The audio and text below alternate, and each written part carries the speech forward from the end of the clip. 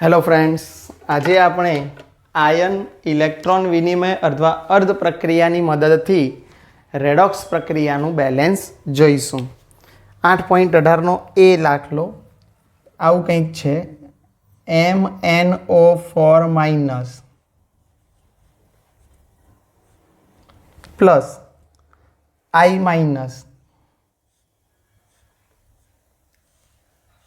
gives MnO2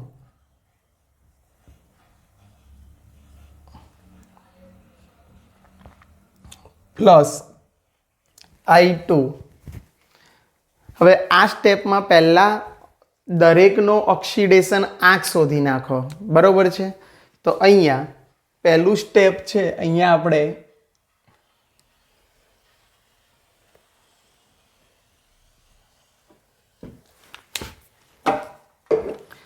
પહેલું કામ કરીશું, દરેક તત્વનો ઓક્સિડેશન આંક ગણો જે રેડોક્સમાં ભાગ લેતા હોય।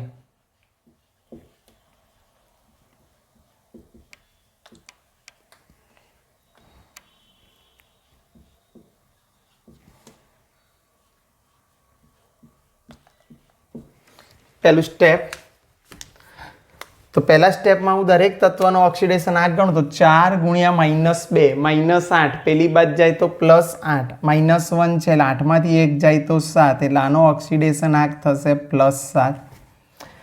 આનો થશે -1 થશે, વીજભાર છે એ જેનો ઓક્સિડેશન આંક 2 × -2 2 દુ 4 થશે અને આયોડિનનો ઓક્સિડેશન આંક 0 થશે। એટલે પહેલું દરેક તત્વનો ઓક્સિડેશન આંક ગણો। બીજા સ્ટેપમાં શું કર્યું, ઓક્સિડેશન અને રિડક્શન અર્ધ પ્રક્રિયાઓ લખો, એટલે કે ઓક્સિડેશન અલગ અલગ લખીએ એમ અર્ધ પ્રક્રિયાઓ અને રિડક્શન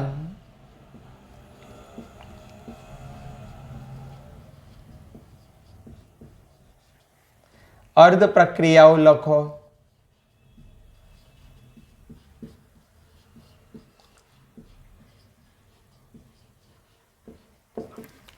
તો મિત્રો ઓક્સિડેશન રિડક્શન અર્ધ પ્રક્રિયા એટલે જેના ઓક્સિડેશન આંકમાં વધારો થયો એને ઓક્સિડેશન અર્ધ પ્રક્રિયા, અને જેના ઓક્સિડેશન આંકમાં ઘટાડો થયો એને રિડક્શન અર્ધ પ્રક્રિયા। એટલે બે ભાગમાં આપણે આ રીતે ઓક્સિડેશન અર્ધ પ્રક્રિયા અને રિડક્શન અર્ધ પ્રક્રિયા બે ભાગમાં લઈશું। એને ઓક્સિડેશન હાફ રિએક્શન કહેવાય અને રિડક્શન હાફ રિએક્શન કહેવાય।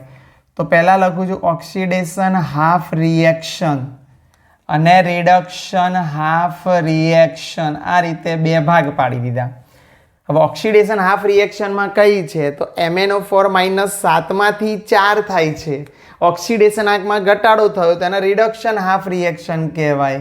તો લખીશું MnO4- માંથી MnO2, જ્યારે અહીંયા I- માંથી I2 થયું ઓક્સિડેશન, -1 માંથી 0। ચલો એ સ્ટેપ પણ પૂરું।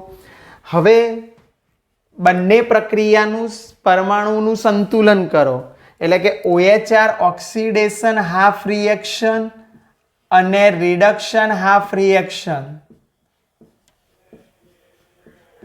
ના પરમાણુનું સંતુલન કરો અને ઓક્સિડેશન આંકમાં ફેરફાર ગણો।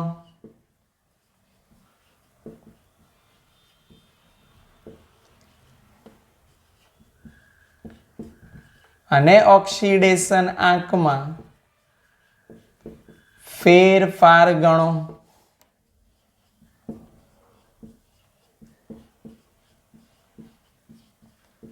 ચલો ઓકે। તો અહીંયા I2 છે, અહીંયા I-1 છે, તો અહીંયા કેટલા મૂકવા પડશે 2I-, એટલે હવે 1 નો -1 હતો તો 2 નો કેટલો થાય -2 થાય, I2 નો 0 જ થાય અહીંયા, ઓકે। હવે Mn ની વાત કરીએ તો Mn 1 છે, અહીંયા પણ Mn 1 છે, તો કોઈ પરમાણુનું સંતુલન કરવાની જરૂર નથી। Mn +7 છે, અહીંયા Mn 4 છે, એટલે એ સ્ટેપ પણ અહીંયા પૂરું થાય છે। એના પછીનું સ્ટેપ લઈએ તો એના પછીના સ્ટેપમાં ઓક્સિડેશનમાં ફેરફાર જેટલા ઇલેક્ટ્રોન ગુમાવે અને રિડક્શનમાં ફેરફાર જેટલા ઇલેક્ટ્રોન મેળવે, તો એ લખી દઈએ ઓક્સિડેશનમાં ફેરફાર જેટલા ઇલેક્ટ્રોન ગુમાવે અને રિડક્શનમાં ફેરફાર જેટલા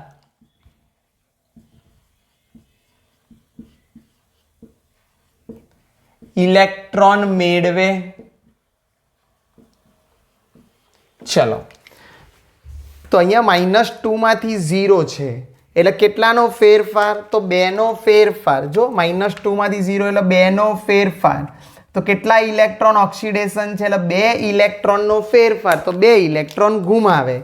તો કઈ રીતે લખીશું આપણે? 2I- gives I2 plus 2 electron minus. અને અહીંયા 7 માંથી 4 એટલે કેટલા ઇલેક્ટ્રોનનો ફેરફાર? 3 ઇલેક્ટ્રોનનો ફેરફાર. રિડક્શન અર્ધ પ્રક્રિયા છે તો એટલા ઇલેક્ટ્રોન મેળવે.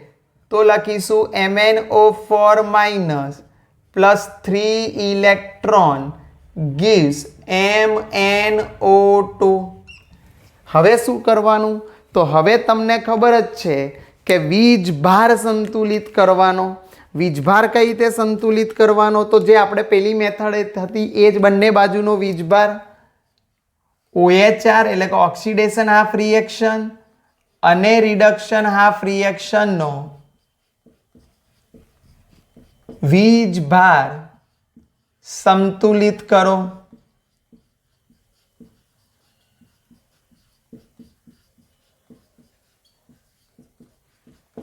ચલો, તો અહીંયા વીજભાર સંતુલિત કરવા માટે તમને ખબર છે કે જો એસિડિક માધ્યમ છે કે બેઝિક માધ્યમ છે એ જોવાનું. તો માધ્યમ છે અહીંયા બેઝિક માધ્યમ છે.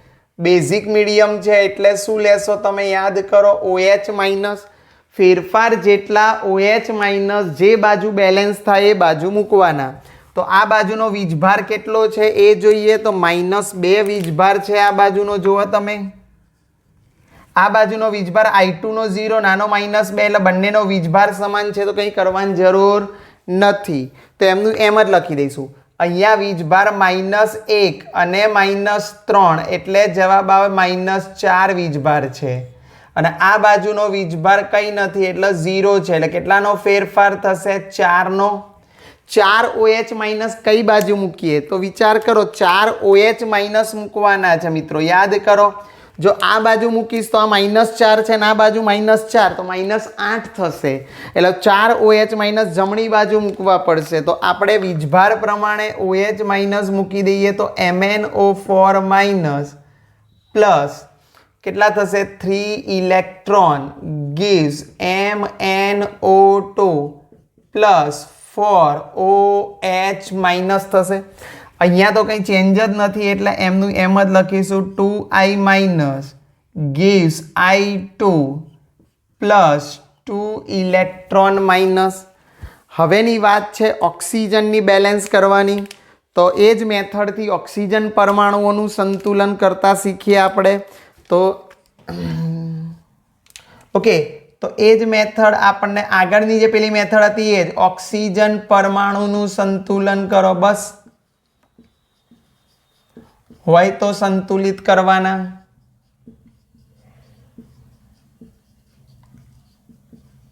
ચલો, તો ઓક્સિજન પરમાણુ આમાં છે જ નહીં એટલે કંઈ કરવાની જરૂર નથી. તો અહીંયા ઓક્સિજન નથી એટલે હું અહીંયા એમના એમ જ લખી દઈશ. પાછું ફરીથી 2I- gives I2 plus 2 electron minus. અહીંયા ઓક્સિજનની વાત કરું તો અહીંયા ઓક્સિજનના કેટલા પરમાણુ છે? તો 4 ઓક્સિજન છે. અહીંયા ધ્યાન રાખો તો તમારી સામે અહીંયા કેટલા ઓક્સિજન છે? ડાબી બાજુ 4 ઓક્સિજન છે. આ બાજુ કેટલા છે? 2 અને 4 6 ઓક્સિજન છે. કેટલાનો ફેરફાર? 2 પાણીના અણુઓ.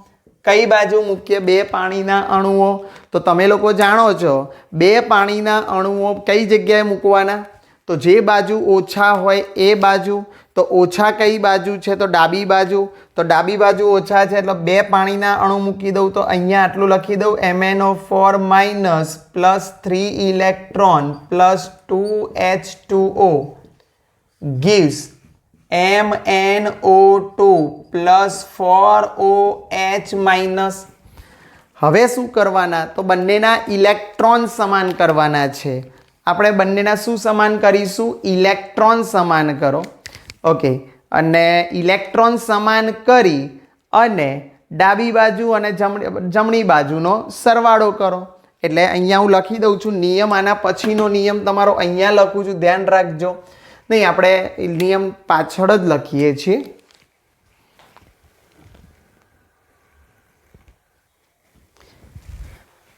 અહીંયા તમે જોઈ શકો છો કે આની બાજુ ડાબી બાજુ ઓછા H2O છે એટલે એ બાજુ H2O મૂકી દઈશું. એ હું અહીંયા લખી દઉં છું, ધ્યાન રાખજો. એટલે યાદ રાખજો તમે MnO4 minus plus 3 electron plus કેટલા ઇલેક્ટ્રોન પાણીના ઓછા છે 2H2O gives MnO2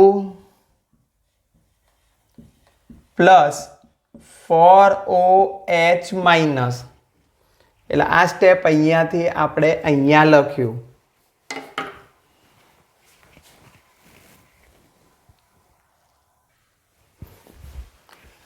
હવે ઇલેક્ટ્રોનની સંખ્યા સમાન કરવાની છે બંને બાજુ. તો બંનેને યોગ્ય સહગુણક વડે ગુણો. તો એના પછીનો મુદ્દો ઇલેક્ટ્રોનની સંખ્યા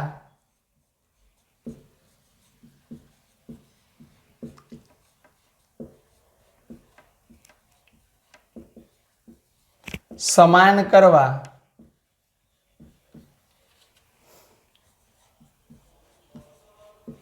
યોગ્ય સહગુણક વડે ગુણો.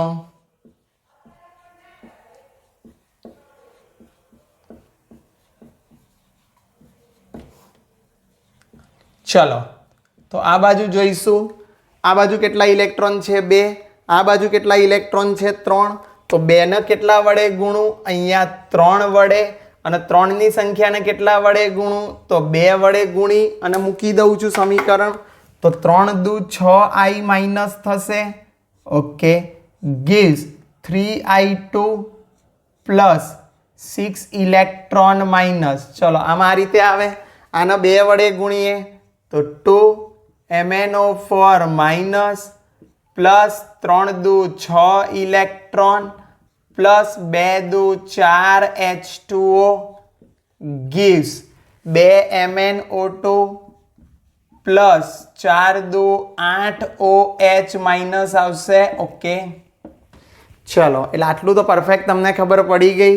હવે શું કરવાનું? તો બંને સમીકરણોનો સરવાળો કરવાનો. કે ઓક્સિડેશન હાફ રિએક્શન અને રિડક્શન હાફ રિએક્શનનો સરવાળો કરો અને જે ઉડતું હોય ઉડાડી દો. ઓકે, તો OHR ઓક્સિડેશન હાફ રિએક્શન અને રિડક્શન હાફ રિએક્શનનો સરવાળો કરો.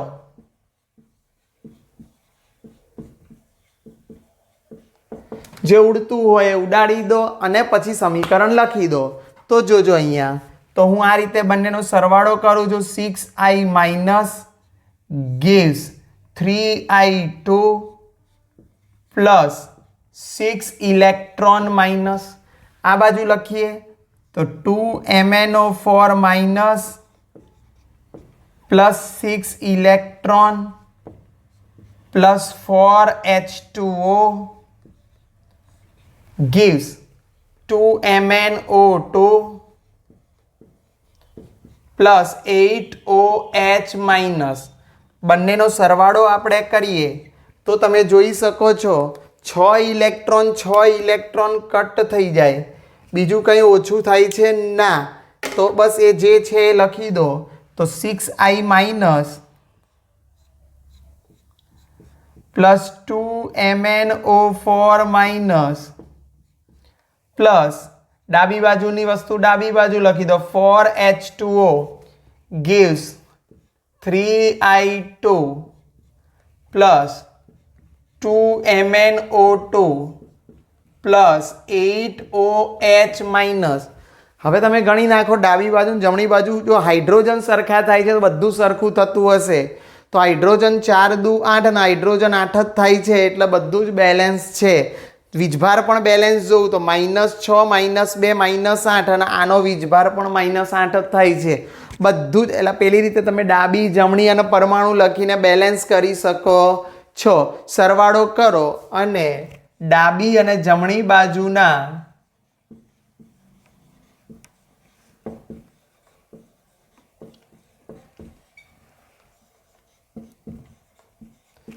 પદો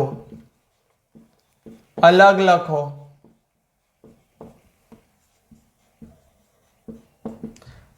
અને તાળો મેળવો. તાળો એટલે તમને ખબર છે આની આ બાજુ આટલા પરમાણુ મેં તમને બેલેન્સ કરીને બતાવી દીધું. તો મિત્રો આ રીતે આ રેડોક્સ આ રીતે બેલેન્સ થાય છે. પહેલા સ્ટેપમાં શું કર્યું તો ઓક્સિડેશન આંક ગણો. બીજા સ્ટેપમાં શું કર્યું તો ઓક્સિડેશન અર્ધ પ્રક્રિયા રિડક્શન અર્ધ પ્રક્રિયા અલગ કરી. બંનેને અલગ કરીને ત્રીજા સ્ટેપમાં શું કર્યું પરમાણુનું સંતુલન કર્યું ને એના જે ઓક્સિડેશન આંકમાં ફેરફાર થાય એ ગણ્યો. ચોથા સ્ટેપમાં શું કર્યું તો કોનું ઓક્સિડેશન થયું હશે એ ફેરફાર જેટલા ઇલેક્ટ્રોન ગુમાવે, જેનું રિડક્શન થયું હશે એ ફેરફાર જેટલા ઇલેક્ટ્રોન મેળવે. એના પછીનું સ્ટેપ વીજભાર. વીજભારમાં એસિડિક માધ્યમ હોય તો H+ બંને બાજુ વીજભાર બેલેન્સ કરવાનો છે અલગ અલગ એટલે કંઈ વાંધો નથી.